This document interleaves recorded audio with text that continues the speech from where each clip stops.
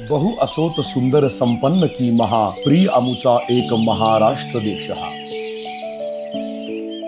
या छत्रपतींच्या महाराष्ट्राला संपन्न करणाऱ्या लातूर जिल्ह्याच्या एका छोट्याशा कोळपा गावातील भूमिपुत्राची ही अनोखी कहाणी. नमस्कार, मी सोमनाथ मल्लिकार्जुन आंबेकर. दिनांक 3 एप्रिल 1971 साली जन्मलेल्या सोमनाथ मल्लिकार्जुन आंबेकर या बळीराजाने अत्यंत हलाखीच्या परिस्थितीतून वाटचाल करीत कर्तृत्वाचे डोंगर उभे केले आहेत.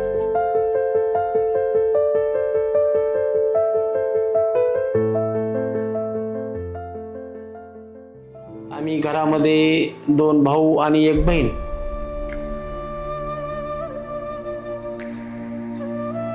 निसर्गाने सतत पिडलेल्या व दुष्काळ सदृश्य भागात वाढलेल्या या मराठवाड्याच्या लातूर परिसरात कुठलेही मोठे जलप्रकल्प नसताना सोमनाथ आंबेकरांनी हिरवे स्वप्न पाहिले. भान ठेवून स्वप्न पाहायची व बेभान होऊन ती पूर्ण करायचीच ही जिद्द त्यांना कधीच स्वस्थ बसू देत नाही. जेमतेम 10वी पर्यंत सरकारी शाळेत शिक्षण घेऊन 5 एकर वडिलोपार्जित कोरडवाहू जमिनीपासून सुरुवात करून ती आजच्या विशाल शेडनेट पॉलीहाऊस सारख्या प्रचंड मोठ्या व्यवसायात मजल गाठण्याचा प्रवास हा साधा सुद्धा नव्हेच. कोटीच्या कोटी उड्डाणे मारत आजपर्यंत कोटींच्या संख्येत भाजीपाला रोपांची विक्री करण्याचा विक्रम सोमनाथजींनी केलाय.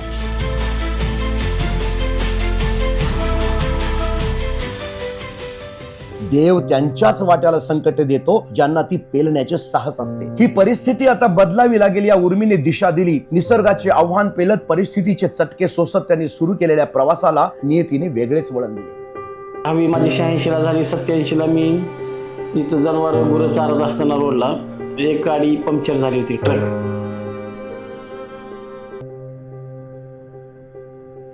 ट्रकवाल्याने आम्हाला ड्रायव्हरनी म्हणले, जरा बेटा दगड घे, जरा टायर वगैरे खोलू लाग. सगळे आम्ही त्यांना फिटिंग करून दिली. ती म्हणले परत येतो का? मी म्हटलं चला, म्हणलं आपली हालाकीची परिस्थिती आहे गावाकडं. पोरा येतो का सगळं? हा, येतो की. चल मग. एका ट्रक ड्रायव्हरने त्यांना 1987 साली क्लीनर म्हणून संधी दिली व बाहेरील जगाची ओळख झाली.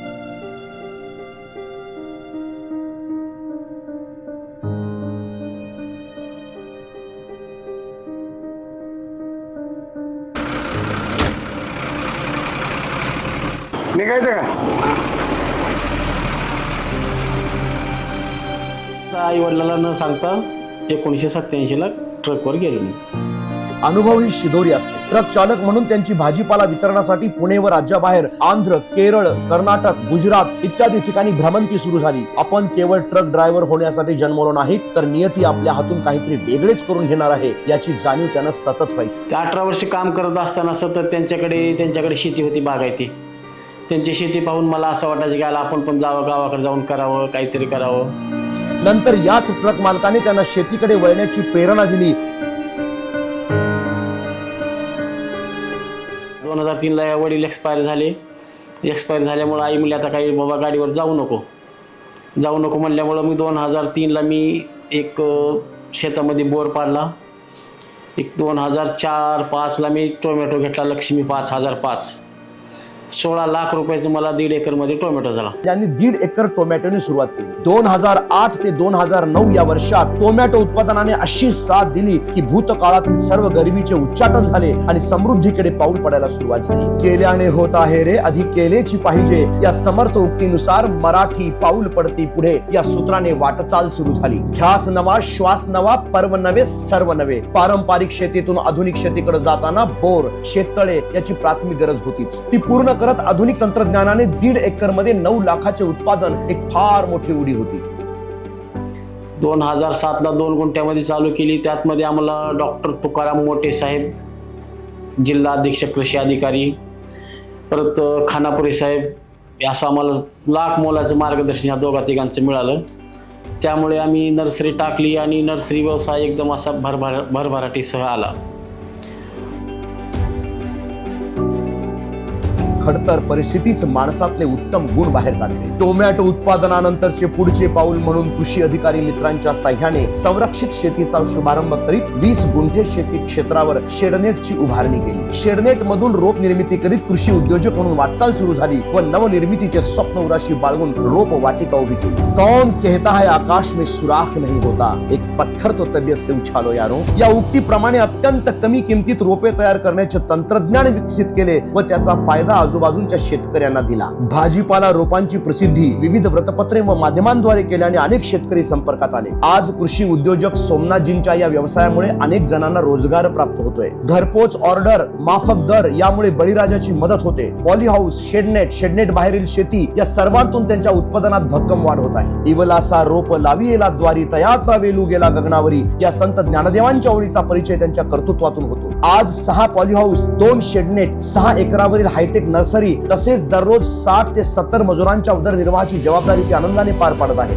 भगवान के बाद दूसरा नंबर है तो सिर्फ हमारे बहू का है.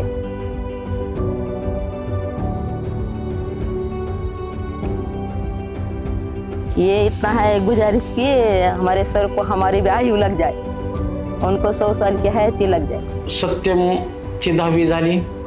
10वी झाल्यामुळे मी सत्यमला ह्या व्यवसायात आणला.